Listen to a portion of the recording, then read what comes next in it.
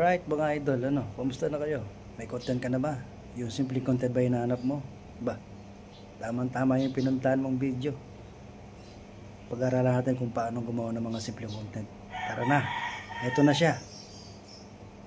Ang gagawin natin, punta tayo sa YouTube. Hanapin natin tong green screen live. Tapos play natin.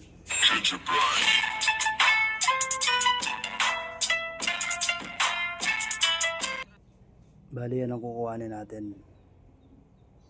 Ngayon, gagawin natin, screen record muna natin siya. Screen record. Ayun record screen. Tap mo lang yan. Tapos i-play natin to. Yung naka na yan, return na arrow. Play mo lang yan. Yan na mga idol. Hanapin natin ulit yung CapCut. Click natin yan, tapos yung project, click mo rin yan. Tapos yung video natin na buo, 14 seconds. Asan ka na 14 seconds? Magpakita ka. Ayun. Add mo na agad yan. Tapos background video, wala mo ng tao. Tapos acting ka dyan. Pag nakapag-acting ka na, ayos na yan. Tapos gagawin natin dito mga idol, plus sign natin. Hanapin natin yung na-save natin na screen record. Tapos tap mo yan para makuha. Add mo agad. Pag na-add mo na, tap mo uli. Tapos hanapin mo yung overlay sa baba. Overlay. Tapos gawin natin dito mga idol, adjust muna natin dito. Pag na-adjust na natin yan dito, pantay muna natin sa dulo ng video. Yan. Tap natin uli. Pag na-tap natin, hanapin natin yung crop. Tapos adjust natin yan. Gawin natin 16:9. Tansyahan lang talaga mga idol. Ayan tansya. Adjust natin. Tapos check. Tapos habang naka-highlight siya mga idol, hanapin na natin yung remove background. Tapos chroma key. Tapos yung green na yan, yung bilog na yan, itapat lang natin sa green.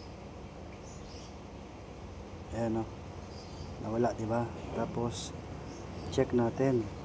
Tapos pindot tayo ng isang baba dito sa isang beses dito sa baba, yung 3 araw. Isang beses lang pindutin natin yan. Tapos hanapin natin dito yung adjust. Ayun. Tapos hanapin mo yung HSL. Tapos dun sa iyo, i-negative natin 100. Saturation ganun din, negative 100. Tapos check natin. Check natin ulit. Tapos punta ulit tayo dun sa remove BG. Chroma key ulit natin. Bawasan natin ng konti ito. Ayan Ayan naging puti na siya, diba? Ayan Ayan, pwede na siguro yan. Check natin. Pwede na yan mga idol. Hindi na ganong wala tayong green. Hindi na ganong karami.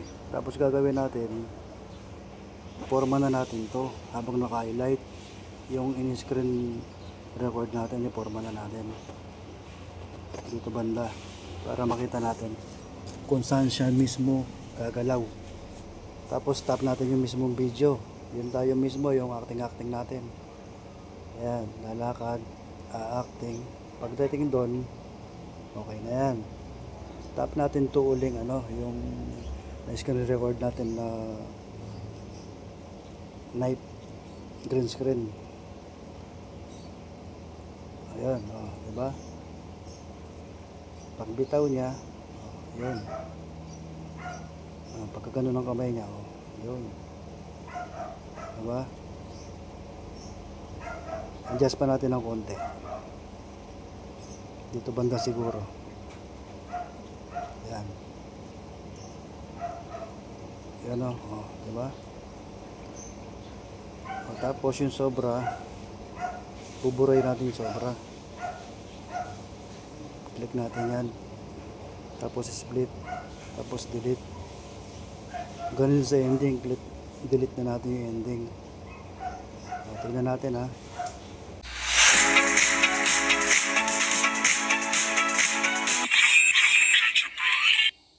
Oh, ayos na ayos idol, di ba?